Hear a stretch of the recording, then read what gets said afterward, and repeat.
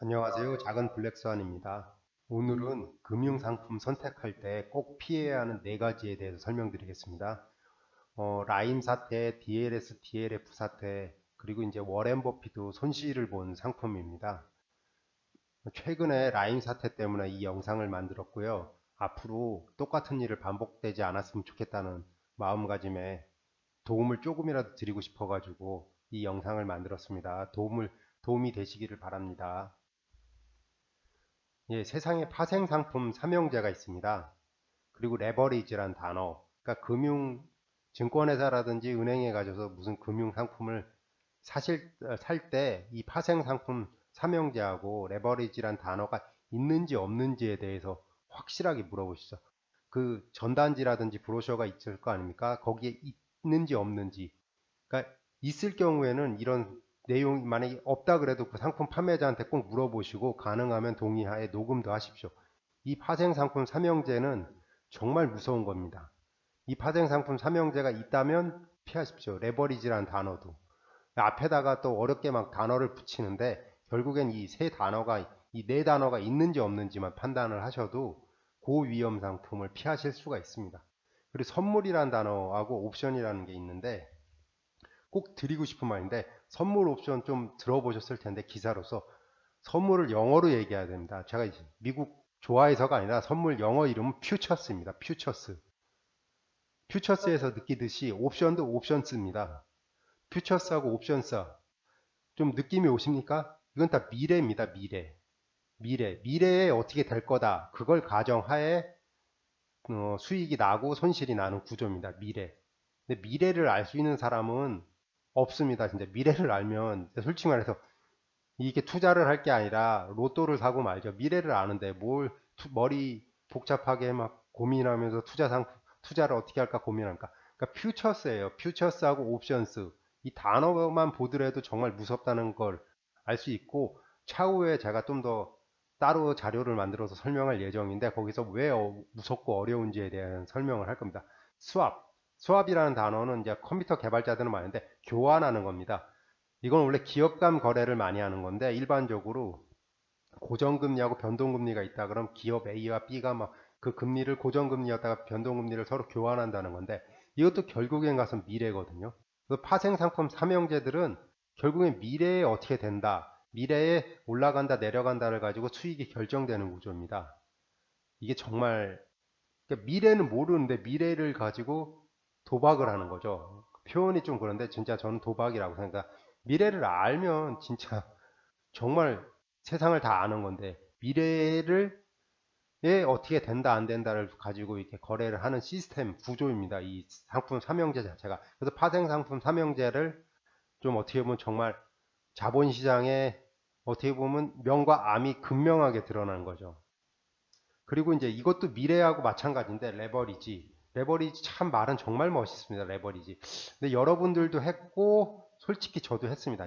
이게 빚내서 투자인데 저도 처음으로 아파트 살 때 빚내서 아파트 샀습니다. 왜냐면 분양가가 워낙 비싸다 보니까 그걸 다 할 수가 없으니까 저도 빚내서, 그러니까 빚내서 집 사는 거하고 똑같은 거거든요. 근데 금융상품에서는 집이랑은 다르게 이거 우리는 금융상품 집은 그래도 30년 장기 대출이라도 가능한데 금융권에서는 30년이라는 건 정말 이게 있는 숫자가 아니거든요. 그러니까 이게 다른 말로 하면 빚내서 뻥치기해서 투자라는 거거든요. 헤지펀드들이 거의 대부분의 헤지펀드들이 쓰는데 헤지펀드들이 더 큰 투자를 하고 더 큰 이익을 얻기 위해서 일반적으로 헤지펀드들은 투자금을 예를 들어서 1억을 모았다 그러면 1억을 더 대출받아서 2억을 가지고 투자를 합니다. 그래 놓고선 거기서 수익이 나오는 걸 가지고 수익을 통해서 이익을 더 크게 창출하는 거죠. 그러니까 빚내서 뻥튀기 하는 투자기 때문에 이것도 어떻게 보면 미래죠. 미래를 어떻게 보면 보는 건데 위에 것들은 더 무섭거든요. 그래도 하여튼 파생 상품하고 다 이런 것들은 미래를 담보로 합니다. 미래에 나한테 유리한 쪽으로 된다. 안 될 경우에는 왜냐면 뻥을 쳤기 때문에 손실이 최소 두세 배로 늘어날 수밖에 없는 구조죠. 왜냐면 빚을 빌렸기 때문에. 그럼 담보가 뭐게 되겠습니까? 아, 또 신용거래, 신용미수거래도 하나 되는 거죠. 빚내서 집 사다 하고 신용거래가 레버리지라고 생각하면 됩니다. 이 레버리지도 정말 두세 배, 최소 레버리지로 가게 되면 두 배, 세 배의 이익이라는 듯이 손실이 나는데, 그러니까 이익이 두 배 나는 건 정말 어려운데, 똑같은 걸로 두 배씩 손실이 나고, 세 배씩 손실이 나는데, 여기에다가 선물 옵션 스왑도 다 하고, 레버리지까지 하게 되면, 이게 예측이 불가능한 정도로 이게 손실과 이익이 나는 방향으로 갑니다. 그러니까 정말 어렵게 되는 거죠. 이 네 가지 있는 상품은 무조건 피하십시오. 이건 일반 사람들이 할 게 아닙니다. 하고 싶으면 진짜 하고 싶은 사람들끼리 모여서 하는 상품이어야 됩니다. 이 네 가지 있는 상품은 꼭 피하십시오. 선물, 옵션, 스왑, 레버리지. 선물은 영어로 퓨처스입니다. 퓨처스, 옵션스, 스왑, 레버리지. 레버리지 빚내서 투자한다는 건 무조건 미래에 솔직히 해서 집을 살 때 빚내서 투자하는 거 무조건 집값이 오른다는 가정하에 하는 거 아닙니까? 근데 세상 일은 모른다고 집값이 떨어질 수도 있지 않습니까? 그럴 경우에 대한 대비가 정말 어렵습니다. 그 라임 자산 운용을 보더라도 기본이 TRS 계약을 했더라고요. 증권사하고 그 운용사하고. TRS, 와, 이거 총통화 스왑. 야, 이거 TRS, 토탈 리턴 스왑. 더 무섭습니다. 토탈로 리턴을 하고 스왑을 한다. 이게, 이게 어제, 나온 그 서울 뉴스원 기자를 한 건데, 여기서도 보이다시피, 어, 환매 중단된 자산 운용 자펀드들이 투자한 두 개의 모펀드가 총 수입 스와프 계약 대출을 내준 증권사들. 이게 보이시죠? 그러니까 자산을 운용하기 위해서 증권사를 통해서 팔았는데 그 증권사들한테 TRS 계약을 한 거죠. 그러니까 증권사들은 그러니까 일반 투자자들은 손실이 나면 더 커질 수 있고 증권사는 보험을 하나 더 들어둔 거거든요. 제 생각이 틀릴 수 있는데 하여튼 이래서 정말 뭐 스왑 앞에서 말씀드린 파생상품 3명제 퓨처스 옵션스 스왑 그리고 레버리지 이런 단어가 있는 상품은 진짜 피해야 됩니다. 이건 정말 하면 안 되고 진짜 소수의 아는 사람만 해야 됩니다. 그 결과를 보더라도 이런 식으로 되지 않았습니까? 뭐 거의 마이너스 49%, 47%, 46% 거의 마이너스가 거의 46%, 마이너스 17%, 뭐 어떤 상품은 거의 빵 퍼센트가 됐다는데 걔는 얼마나 복잡하게 그 파생 상품 계약을 했는지 정말 무서울 정도입니다. 이 앞에서 이게 사례거든요. 진짜 파생상품 삼형제하고 레버리지를 통한 투자는 손실이 났을 경우에는 제가 손실 액수가 진짜 무한대가 아니 눈덩이처럼 커진다는 거죠. 진짜 전액 손실을 볼 수도 있고 50%도 막 나올 수 있고 그리고 진짜 제가 하고 싶은 말인데 이거 그냥 구글에서 제가 일부러 검색 엔진에서 검색을 했습니다.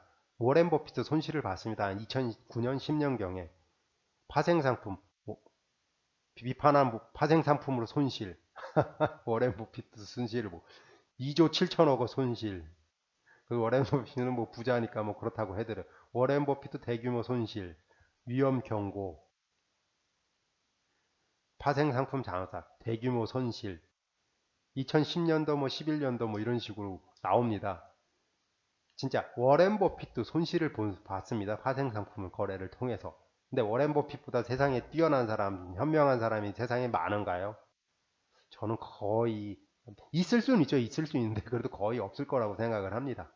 그래서 워렌 버핏이 저거를 통해서 영어를 해서 정말 죄송한데 Derivatives are financial weapons of mass destruction. Derivatives가 파생상품입니다. 이거는 금융계의 매스 디스트럭션 대량 살상 무기라고요. 일반 개인 투자자들 하면 대량 살상 무기에 남아나질 않습니다. 이건.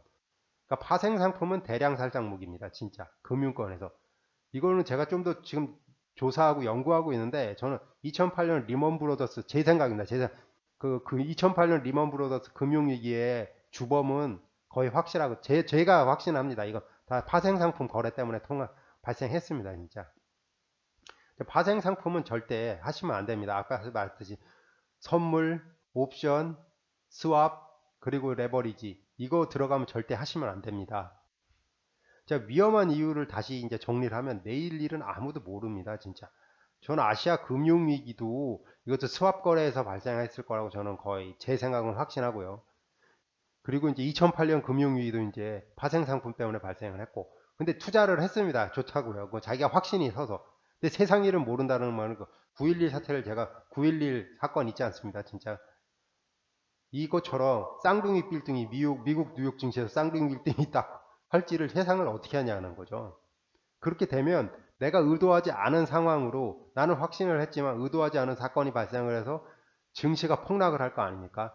이 데이터는 제가 못 가져왔지만 하여튼 무조건 폭락을 했겠죠. 9.11 사건 같은 게 발생할 수가 있습니다. 그래서 미래는 정말 아무도 모릅니다, 진짜. 그래서 주식은 가지고 있으면 떨어졌으면 시간이 지나면 오를 수가 있고, 만약에 레버리지 투자, 그러니까 빚내서 주식 투자를 안 했다 그러면 그냥 가지고 있으면 다시 복구라도 하고 더 이익이 나는데, 이런 상품들은 중간에 정산을 해줘야 되거든요. 구조상. 그러니까 투자를 했기 때문에. 그래서 그런 상황이기 때문에 이건 가지고 있을 수가 없고, 시간이 지날수록 이게 관리가 안 됩니다. 이거는 제가 따로 레버리지라든지 옵션 뭐 이런 투자에서 말씀드리겠습니다. 그런 구조기 때문에 미래가 그 버티면은 뭐 올라간다 그런 게 안 됩니다. 파생상품 구조 특성상. 이게 조금 나중에 다음 영상을 시간이 너무 길어져서 그때 설명을 드리겠습니다. 그리고 제로섬 구조입니다. 이 제로섬 구조. 정말 말은 영어로 하면 정말 멋있어요. 전 진짜 하여튼 영어 공부 저도 영어 부족한데 꾸준히 영어 공부하는데 제로섬이라 그러면 정말 멋있는데, 기본 베이스가 옵션이나 선물은 이게 틀릴 수 있는데 기본 베이스는 게임 용어로 설명하겠습니다. 여러분들도 했고 저도 이제 뭐 명절에 가끔씩 가족들과 모여서 고스톱 쳤습니다. 솔직히. 근데 그것처럼 게임판에서 가면 판돈을 모으지 않습니까? 판돈. 그러니까 판돈 구조라는 거죠. 제가 하고 싶으면 제로섬이 판돈입니다. 영어로 해서 정말 멋있는데, 판돈으로서 투자자들이 돈을 모읍니다. 서로 옵션이나 선물 뭐 하여튼 이 파생 상품, 그래서 돈을 모아서 쉽게 말해서 한쪽은 금리가 올라가고 한쪽은 금리가 내려간다. 한쪽은 금리가 상승하고 한쪽에서는 금리가 내려간다라는 식으로, 이런 식으로 돈을 겁니다. 그냥 도박판에서. 그래서 금리가 진짜 그런데 미래에 어떻게 될 거라는 가정하에, 그럼 금리가 올라간다라고 베팅한 사람은 금리가 오르면 진짜 그 돈을 판돈을 다 가져가는 거고, 금리가 떨어진다고 생각하면 떨어지면 떨어진 쪽이 가져가는 구조인 거죠. 그게 이제 독일 채권 금리가 독일 금리가 마이너스 되겠냐 그런 식이거든요. 그러니까 주식시장이랑 다르게 판돈을 가져놓고 다 모아놓고 서로의 판돈을, 그 판돈을 어느 특정 시점, 미래의 어떤 시점에서 이긴 사람이 그 판돈을 가져가는 구조로 되어 있기 때문에 이게 정말 무서운 구조거든요.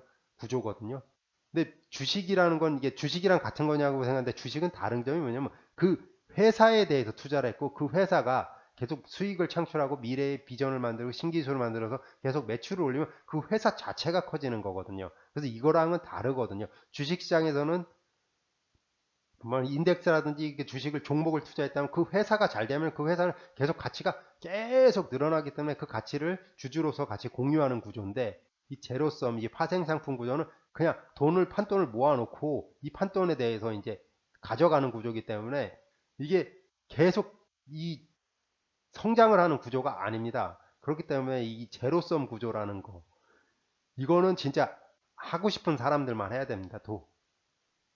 이거는 좀 개인 투자자들은 되게 막아야 되고, 특히 금융회사에서도 판매를 할 때 몇 번씩 주지를 해야 됩니다.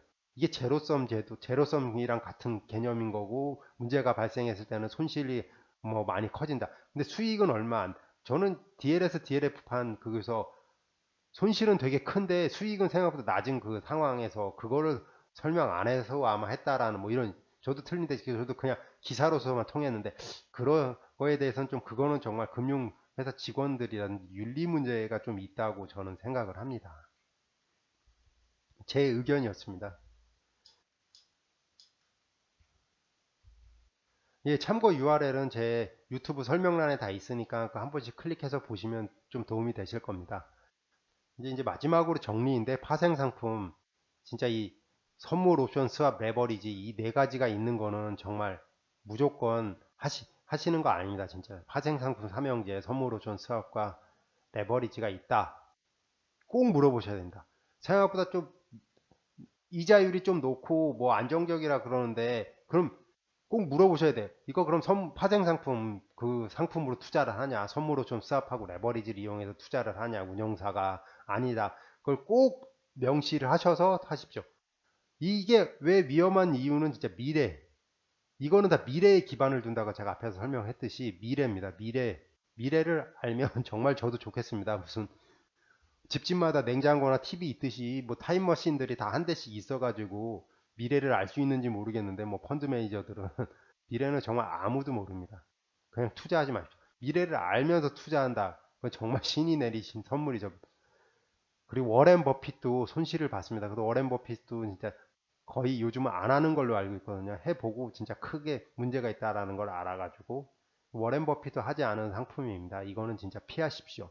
세상에 워렌 버핏처럼 저는 통찰력 있는 사람 본 적이 없습니다. 진짜 그 사람처럼 그러니까 손절매도 할 줄 알고 당연히 투자도 잘하고 회사의 기본 가치, 회사보다도 그 비즈니스, 인더스트리에 대해서 미래가 성장할지 안 할지에 대한 판단하는 그 통찰력은 정말 대단합니다. 예, 이제 이상으로 정리를 하겠고, 제가 항상 말씀드리는데, 제가 틀리거나 모르는 부분 솔직히 있을 수 있습니다. 저도 잘못 알고 있거나. 이런 부분이 있으면 저한테 꼭 댓글이라든지 메일 주셔서 수정할 수 있게 해주시고, 너그럽게 틀린 부분에서 이해해 주십시오. 그래도 조금이나마 도움 드릴 거라고 확신하고 그런 생각하에 이 영상 만들고 있습니다. 그리고 항상 드리는 말씀인데, 제 영상은 참고만 해주시고, 어, 투자를 하실 때 투자 책임은 결국은 해당 투자자에게 귀속될 수밖에 없습니다. 이분은 좀 주지해 주십시오. 그냥 인지해 주시고 해 주셨으면 정말 감사하겠습니다.